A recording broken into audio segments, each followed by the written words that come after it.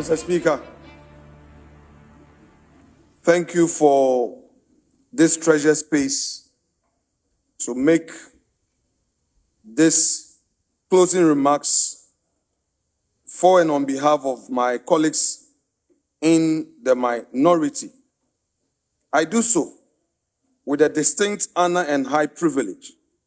Mr. Speaker, I precede my statement with a quote from President Theodore Roosevelt, delivered 23rd April 1910, in an address at the Sorbonne in Paris, titled Citizenship in a Republic during his post-presidential tour of Europe. Mr. Speaker, President Roosevelt reminded the world of one enduring truth. Quote, "It is not the critic who counts, not the man who points out how the strong man stumbles, or where the doer of deeds could have done them better. The credit belongs to the man who is actually in the arena, whose face is marred by the dust and sweat and blood, who strives valiantly, who errs, who comes short again and again, because there is no effort without error and shortcoming, but who does actually strive to do the deeds, who knows great enthusiasms, the great devotions, who spends himself in a worthy cause, who at the best knows in the end the triumph of high achievement, and who at the worst, if he fails, at least fails while daring greatly, so that his place shall never be with those cold and timid souls who neither know victory nor defeat," end quote. So, Speaker, relying on these veritable words, I say to my colleagues in the minority side, let Roosevelt's words strengthen our resolve. We will be criticized, called names, and accused of opposing everything, but we must not retreat from our duty. We must continue to fight. Let's shoulder on, scrutinize and hold this government feet to the fire, because we were elected to defend the public interest, demand accountability, and speak for the people, even when doing so is difficult.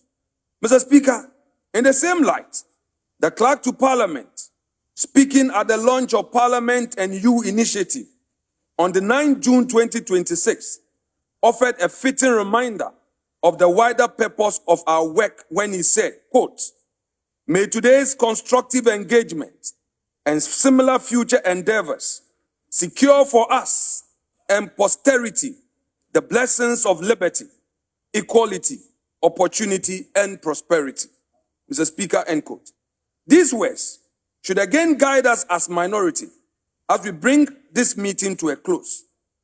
Beyond our political differences, Parliament must remain a place where debate serves the public good and where our decisions protect the freedoms, opportunities, and future of the people we represent. Mr. Speaker and colleague members, there is a moment at the end of every meeting of this House when the noise settles and the only thing left is a record. Not the applause, not the headlines, the record. What we said, what we did, what we had the courage to name. So let me be honest with you today, colleagues, and through you, with the people of Ghana who sent us here. Not because it is easy, but because it is old. And let me be plain from the outset, Mr. Speaker, our republic, under this NDC administration, is not at all in safe hands. We see already incompetence at play, majority tyranny in this House, and a timid or malleable judiciary are together suffocating the fate of our citizens in democracy and pushing Ghana towards the precipice. That is the case this speech will make, point by point, before this House and before the nation. Speaker, but permit me to first acknowledge two important matters. One, a son of Anlo goes home today. Mr. Speaker, Let me speak of matters that are outside and above politics. As I've already said, James Victor Gbeho, diplomat, minister, member of parliament, a man who represented us at the United Nations and across our region with quiet dignity. We do not always agree in this chamber about everything we do as political leaders, but we can agree that he served his country well. Rest well, Dumega, Mawu Nayirao. Then again, Mr. Speaker, on behalf of the minority, I extend condolences to the people of Dagbon. And in this same season of loss, a word to our brothers and sisters in Dagbon, mourning the passing of their overlord, the Yana. When Dagbon grieves, Ghana grieves, because the Dagbon skin carries the memory of this whole nation. Today, in keeping with a tradition older than this republic, a regent was installed to hold Dagbon steady until final rites are performed and a new Yana takes the skin. To the chiefs, elders, and the people of Dagbon, the minority honor the dignity of this moment and hold you in our prayers. Speaker, let me now refer to the June disaster. Who will answer? There is a call. Now, Mr. Speaker, as I promised at the outset, there is no harder place to start than here. On June 29 this year, this country was hit by flood and fire. NADMO's own figures tell us at least 34 Ghanaians died and 6 went missing. 18 in the central region, my own home region. 12 in the greater Accra, the region that hosts this parliament. And 4 in Volta region, my paternal home region. Mr. Speaker, it is easy for numbers to become just numbers. They are citizens who did not come home. But silence is not an answer. It has been weeks, not a single official has stood before this country and simply said, I failed. I am responsible. I resign. There was a task force set up before the rains ever came, with time to prepare and a mandate to protect our people. We believe that if it had done its job, some of those 40 persons might still be with us today. Maybe not all, but some. So let us be clear about what we are asking for. Not a witch hunt, an answer. Every member of that task force must be hauled before the appropriate committee of this house and account in full for what they did. Ghanaians buried their dead in June. The least we owe them is the truth in July. Mr. Speaker, colleague members, this is not the only silence this government owes us an answer for. A state-owned helicopter fell from the sky, killing high-ranking state officials and army personnel. To this day, no one in this government has accepted responsibility. A routine recruitment exercise for the Ghana Armed Forces turned into carnage, killing at least 6 young women who had simply come seeking to serve their country. To this day, no one in this government has accepted responsibility. Mr. Speaker, 3 tragedies, 3 sets of graves, and not one word of ownership from this government. This house cannot allow this silence to stand. We insist as minority, without qualification, that both the helicopter crash and the death of those young women at the recruitment exercise be subjected to the same full parliamentary investigation we demand for the June floods. Not a quiet internal memo, not a press statement issued and forgotten. A proper inquiry of this house with power to summon, to question, and to publish. Mr. Speaker, now it is obvious that numbers do not add up. If this government cannot give us straight answers on matters of life and death, we shall be surprised that it cannot give us straight numbers either. On the 23rd of July, the finance minister gave us mid-year budget review. A speech this house is asked to enter, word for word, into our official Hansard as a record for history. That is a serious honor. It should come with a serious duty to get the numbers right. It did not. Inflation for June was given as 5.7% in one breath and 5.3% in the next. Mr. Speaker, this minority is not alone in raising the alarm. Civil society has independently flagged the very same rot. Dr. Edu Owusu-Sarkodie, Executive Director of the Center for Policy Scrutiny, has publicly pointed out that total expenditure was quoted at one figure on page 25 of the budget document and a different figure entirely on page 26, against two different pending targets. He found the same pattern in our capital expenditure numbers. One figure on front page, on page 25, and another page 26. Mr. Speaker, when independent policy analysts and this minority are reading the very same document and arriving at the very same alarm, that is not partisan noise. That is a warning this government cannot explain away, because as Dr. Sarkodie rightly noted, these fiscal figures are, quote, the foundation upon which government policies are formulated, end quote. Speaker, a budget is not just arithmetic. It is a promise. When the numbers inside a promise cannot agree with each other, the promise itself starts to look like fiction. We therefore demand simply for the finance minister to return to this house and provide one set of figures told the same way from the first page to the last. Mr. Speaker, let me turn to the government one more time. It is failing on its own promises. Mr. Speaker, sloppy numbers on a page are one failure. Broken promises to the Ghanaian people are another. And this government has no shortage of those either. Every government is elected on its promises. That is the deal. Tonight, we ask plainly, where are those promises? Where is the Akukon Kitinkiti? We were told it was an investment.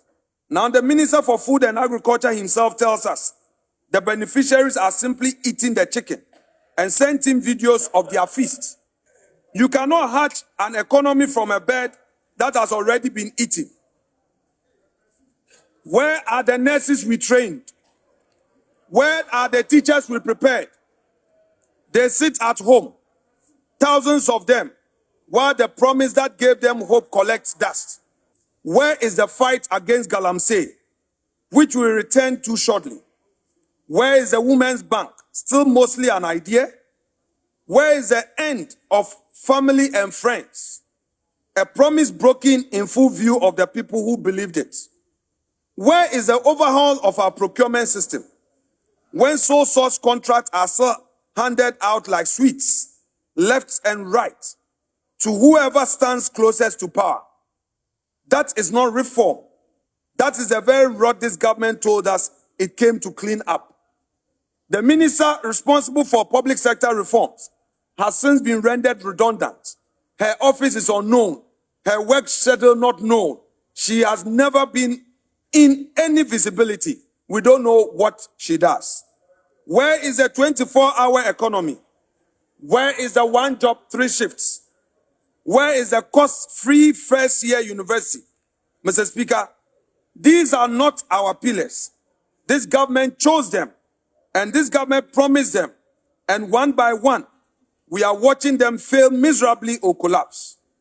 Ghanaians did not vote for slogans. They did not vote for crass incompetence. They voted for delivery. Tonight, this government owes them an answer, not another speech, which will likely come from the deputy majority leader. Mr. Speaker, let me turn to the tribunal bill. Mr. Speaker, as if broken promises are not enough, the NDC government is now embarking on actions that have grave consequences on our justice system. For example, the enactment of a bill to create district and regional tribunal creates a lot of apprehension in sections of our society. Let us talk about the tribunals and start with what is true. Indeed, our constitution allows for them. Article 125 speaks of citizens taking part in justice through public tribunals. Article 142 and 143 speak of regional tribunals. This minority will not stand here and pretend otherwise. But here is what else is true. The same constitution allowed the president create a constitutional review committee chaired by the revered Professor H. Quincy Prempeh, a man of rare standing. That committee studied the very question of the tribunals. And in December last year, it reported to the president. Its advice was simple: expunge the tribunal system, replace it with ordinary courts. The president's own reviewers told him to close this door. Instead, his side in parliament forced it open at midnight on Friday, 16th of July, while most of Ghanaians slept. This minority refused to add our voice to that vote.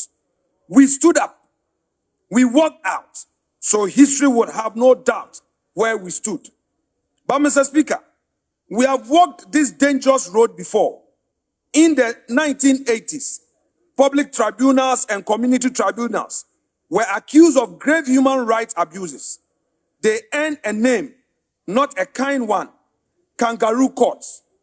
Professor Kwesi Janka has called this bill, quote, a revolutionary monster nicely cloaked in fugu democracy, end quote.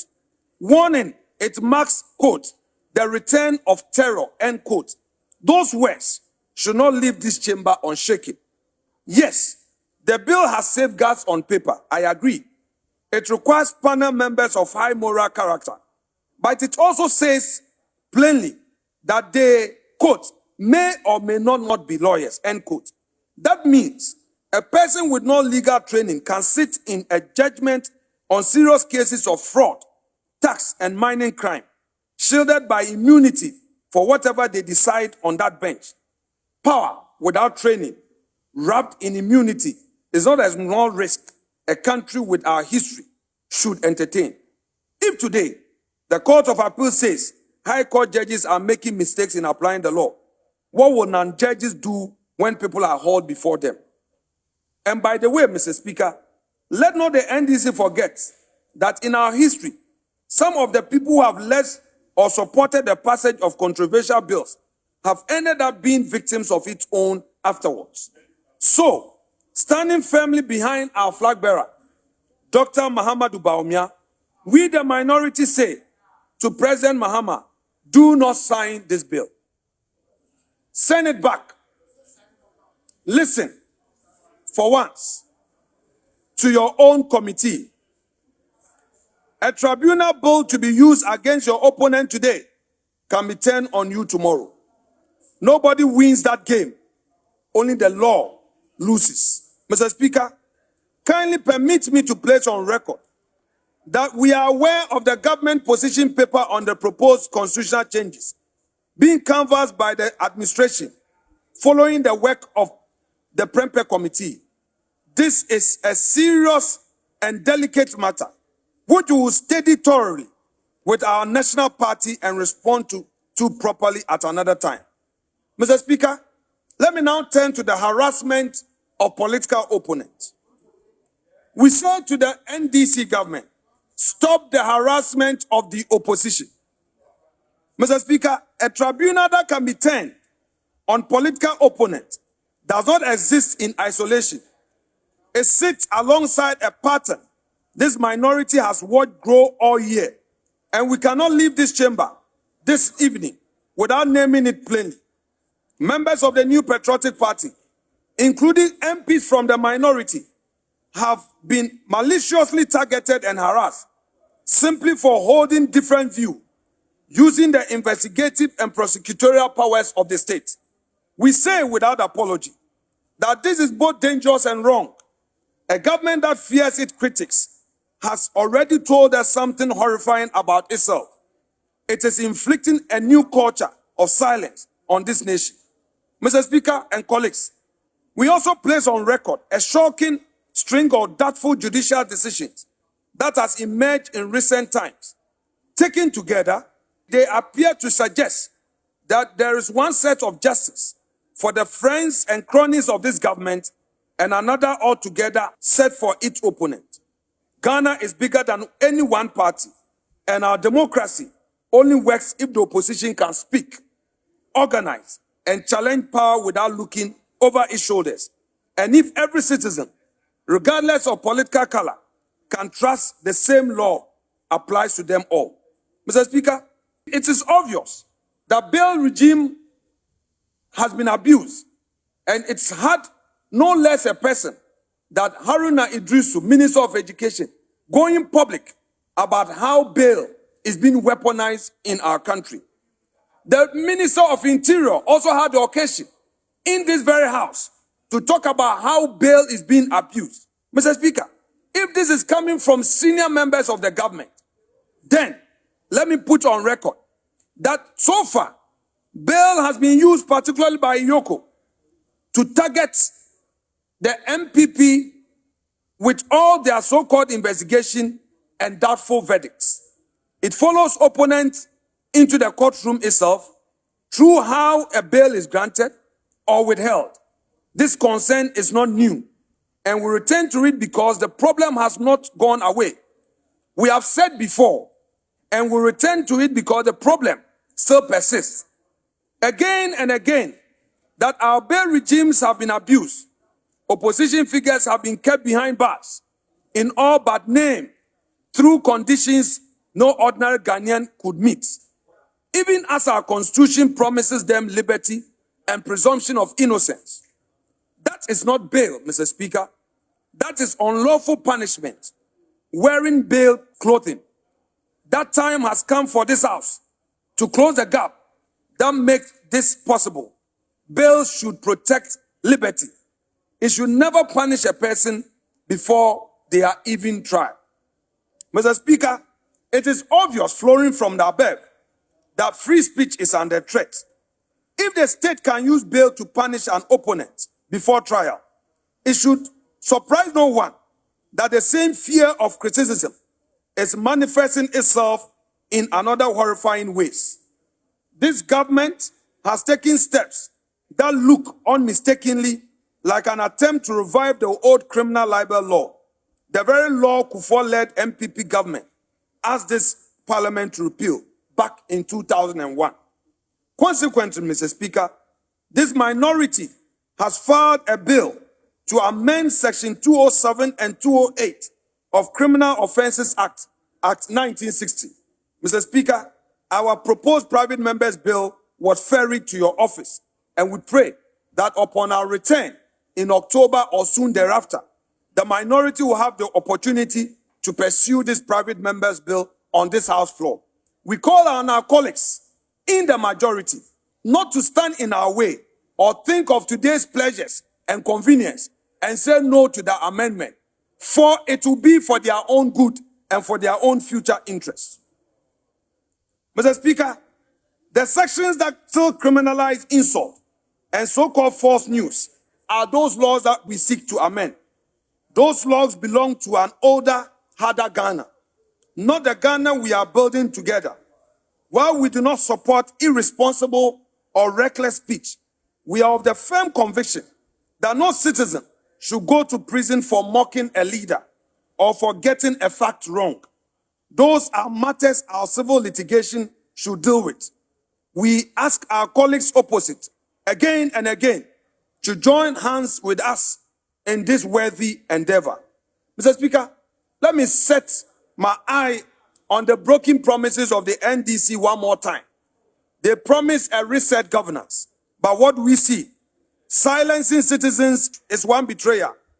But the biggest betrayer of all sits behind everything I have described tonight, and it goes by a single word this government campaign on: reset. They promise to fight corruption without fear and without favor. Ghanaians believed them and voted for that promise. So let us ask honestly what we got instead. We have watched the prosecutorial powers of this state become a shield for the well-connected and the sword-wielded against their opponents. Serious cases, once actively pursued against NDC loyalists and allies under the Nanado government, have gone quiet or vanished altogether. Meanwhile, the same power has moved straightly against members of the new patriotic party to mount bogus and politically motivated trial. Mr. Speaker, nowhere is this clearer than in the questionable acquittal of Madam Sedinam Tamaklo of the NDC. Was justice blind in that case? Or did a party card open a door that stays shut for everyone else? We have seen a hurriedly written press statement suggesting the Attorney General intends to appeal the decision.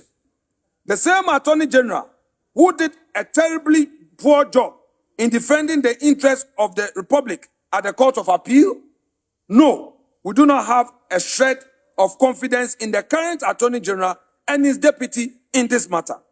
A so-called reset, only reset in one direction, leading to the removal of a Chief Justice.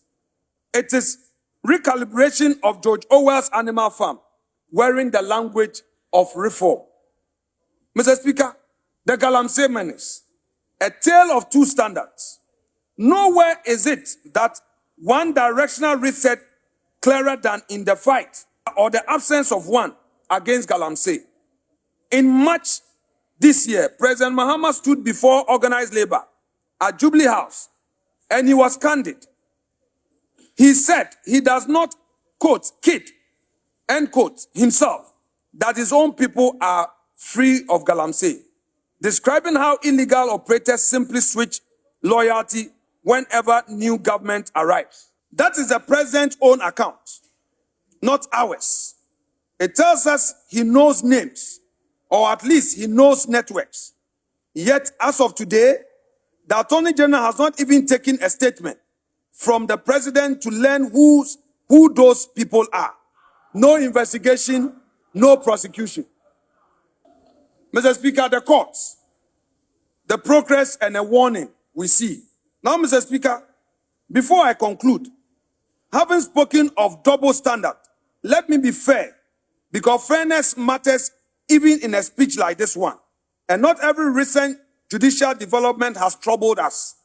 We commend the Supreme Court for upholding the constitutionality of the office of the Special Prosecutor. That office is a safeguard for this nation, and every attempt to weaken it by bill or by bogus petition dressed up as consent should stop. But we also have a warning that the same ruling upheld the Attorney General's power to enter nolle prosequi, and this government has a track record of using the very power to quietly end prosecution that began before January 2025. That power must never become a shield for the connected and a sword for the powerless. We will be watching as minority. Ghanaians are also watching. It is obvious that computerized allocation system has been suspended in our courts. In its place, 3 judges have been assigned to handle cases of MPP members. What happened to the need for justice to be blind? And now, even as court go on vacation, some judges have been given special certificates to speed up trials of NPP members. What happened? What happened, therefore? Mr. Speaker, what our current justice delivery system has forgotten is that lawyers are entitled to their vacation, just as judges are entitled to their vacation. And clients, accused persons, litigants are required to freely choose their lawyers. What is the justice delivery system telling all of us?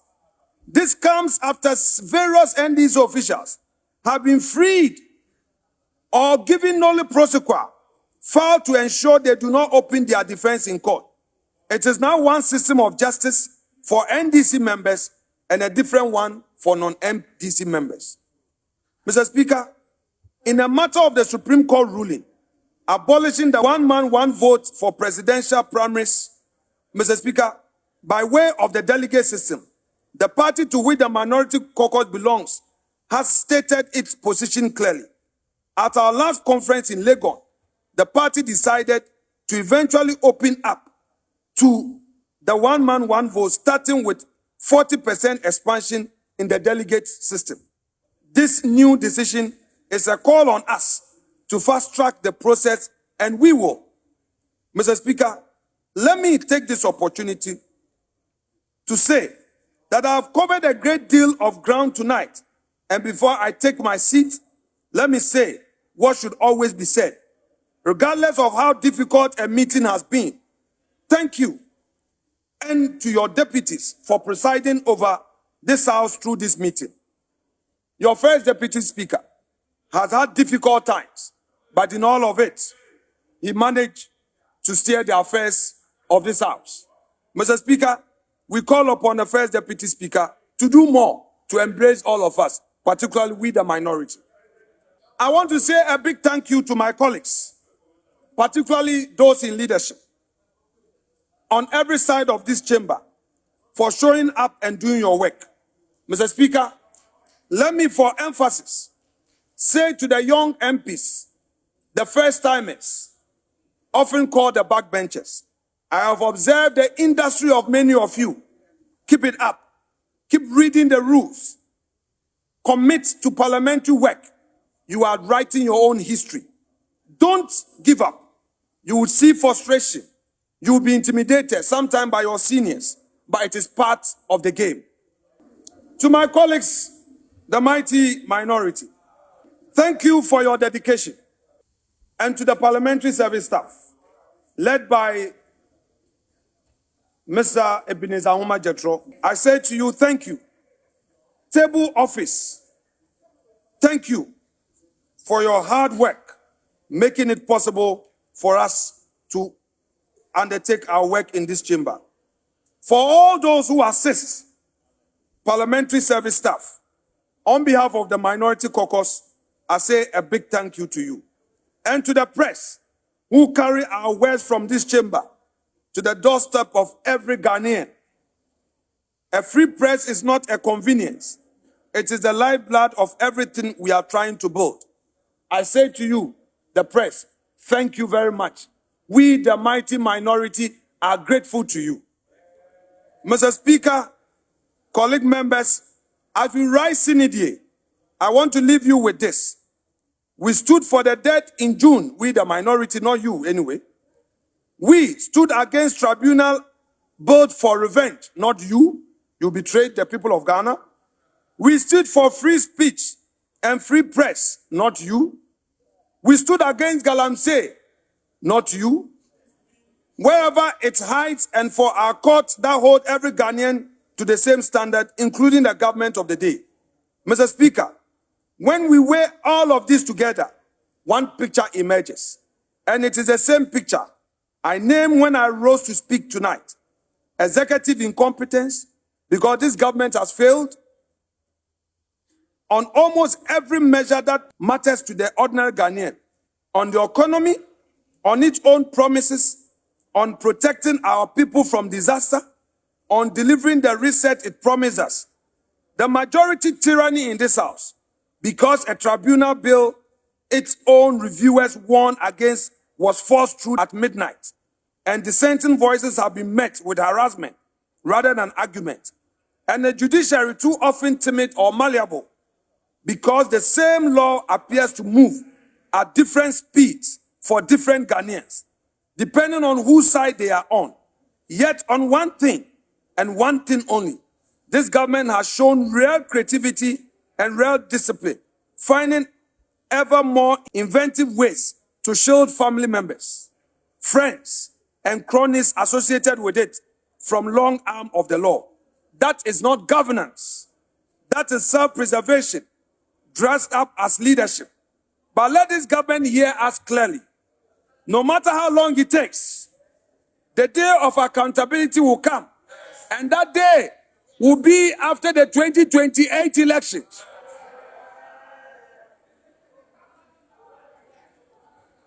Mr. Speaker, that is precisely why we did what we did in this meeting. Mr. Speaker, we did not do this because it was easy. We did it because Ghana is watching and history is watching. And one day, someone will ask what this parliament did in this season when it mattered. Let the record show that we, the mighty minority, told the truth.